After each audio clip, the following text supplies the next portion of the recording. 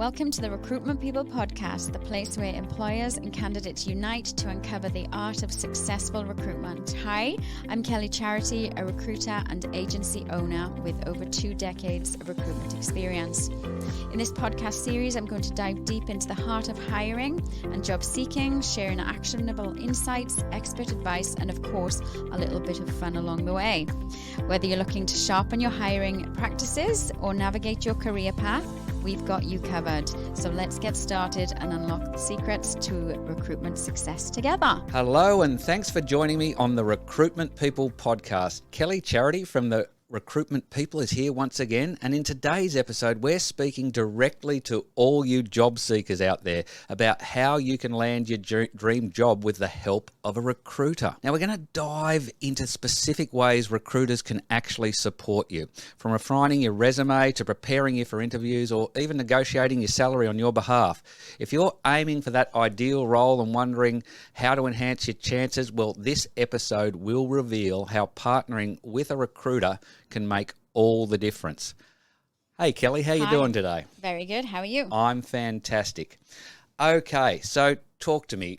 I mean, a lot of people think recruiters are just there to find the right person for a client, but you do a lot for job seekers as well, don't you? Can you tell me a bit about, the things you are able to do for a job seeker? Absolutely. So look, as a recruiter helping the candidate, we have, I suppose, access to jobs, which is what we're looking for. But, we don't have all jobs. So, it's about helping them as well find the right job for them and understanding more about them as a candidate, what they're looking for, and understanding, I suppose, their resume and where they're going in their job search.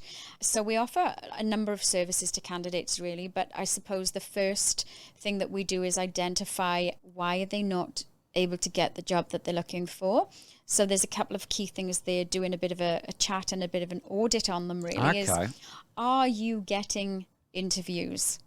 So if the answer is no, well, then you need some help with your resume, which is one of the services we offer is resume writing. And then another service we offer is the interview coaching. So if you're getting the interview, but you're not getting the job offer, part of the audit is, well, you need help with your interview skills to identify where they fall in, the sort of the area of why they're not securing the job that they want. Sure. Also, if you're going through a complete career transition, so you're currently in, the medical field and you want to get into, cars, automotive, how are you going to make that transition? Because your resume is going to be geared to medical and people are going to go medical. No, just rule you straight out. So the services we offer are resume writing, interview coaching programs, and we also have a career transition program, which covers everything from, your resume, one-on-one coaching to understand where you are at the moment, how you're going to get to where you want to go, and guiding you through that process. So this is more than just general advice. You actually have programs that people can do to help them with this. Yeah, so we have a variety of programs. We've got a new program coming soon, a leadership program, which is obviously for the leaders out there. Sure. So we're going to be advertising that shortly. But we do have a number of programs that we offer. Some are online, some are one-to-one coaching. It just depends on what the job seeker is actually looking for in the next career move or transition. Sure. So you can have people who apply for the jobs that you have or that you find and reach out to as you're looking for clients, and whether they end up being put forward for that or, even if they aren't, they're still going to be able to get a lot from what you offer. Absolutely. To help them when they're applying directly for other jobs. Yes. I mean, we've spoken with candidates previously who are getting into a new sector and they're having interview after interview and are feeling really, really deflated and have come to us for a job and have expressed that. I've said, well, you're not suitable for this particular job. And they've started to talk to us about, well, I'm having so many interviews, like what can I do? And then we start to talk to them about the programs and things that we can offer in terms of helping them to secure work. So if you're having interview after interview after interview and you're not getting the job, there is something not right in the interview or how you're presenting or, so we need to delve a little deeper into that to understand why, which is where the one-on-one coaching comes in and the interview coaching programs that we offer.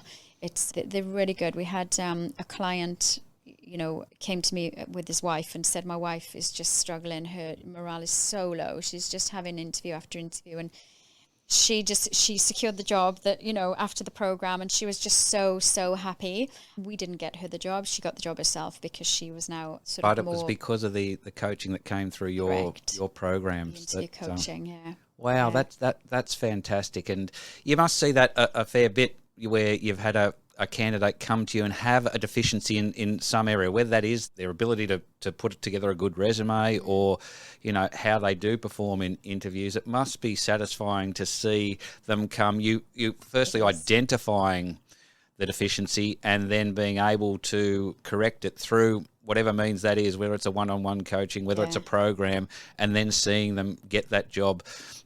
Great if it's, your client, but, we're all humans and love to see people, helped and succeed. Yeah. I mean, we get job applications come through all the time, and with lots of candidates coming through, we haven't got the time to tell everyone, your resume is not strong enough, it's not matching the brief.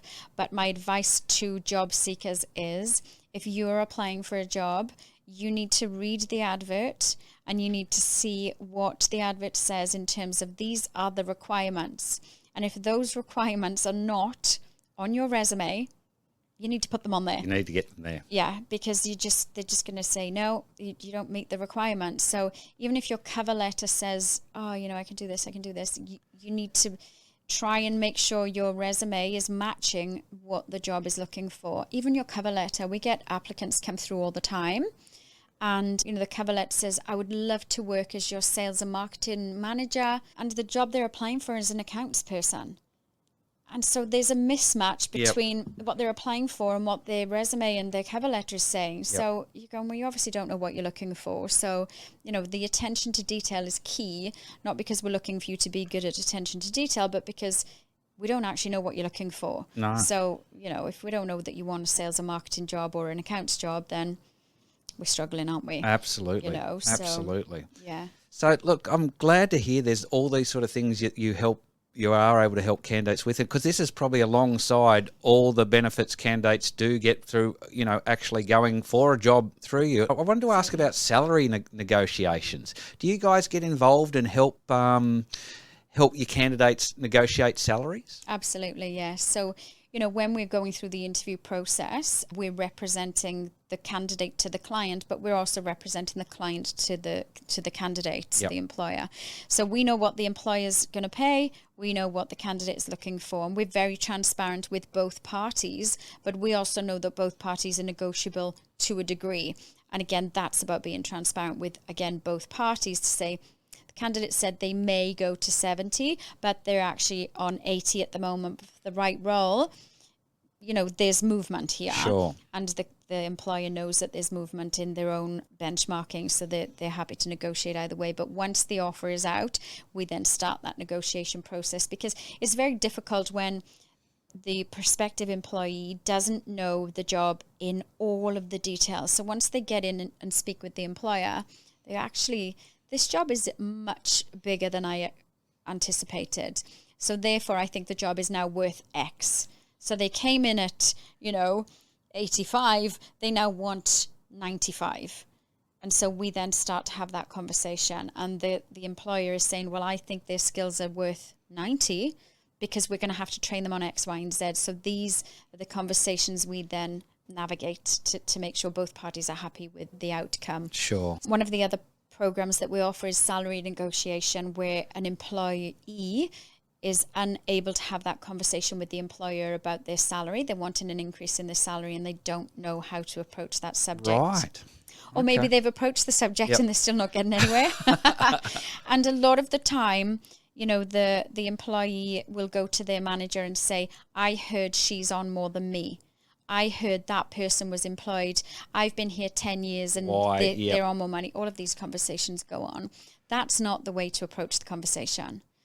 That is just complete no-no.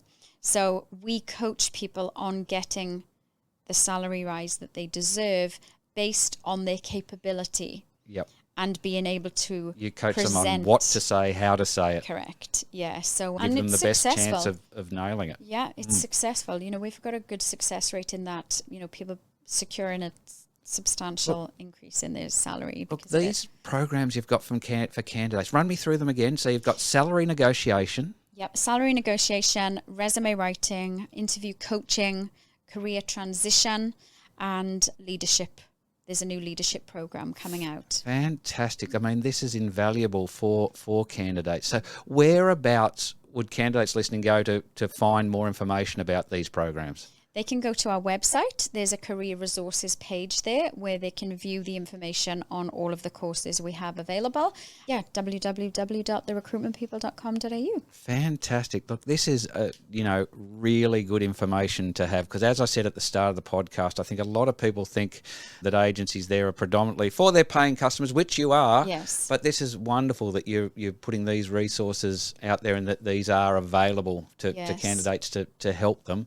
As we said at the start, nail their and get their dream job. Correct. Fantastic. Well, look, before we go, what's your one or two bits of main advice for candidates wanting to get the most out of their relationship with a recruiter? So I would say be open and honest with your recruiter, but also to get in front of the recruiter, you need to reach out to recruiters too, because you're accessing that hidden job market if you're in touch with recruiters. Yep. But I think the sort of a job seeker tip that's so important is to be accessible. So if you've not got a Seek profile, if you've not got a LinkedIn profile, if you're not putting yourself out there, no one's going to find you. You have to be available and accessible.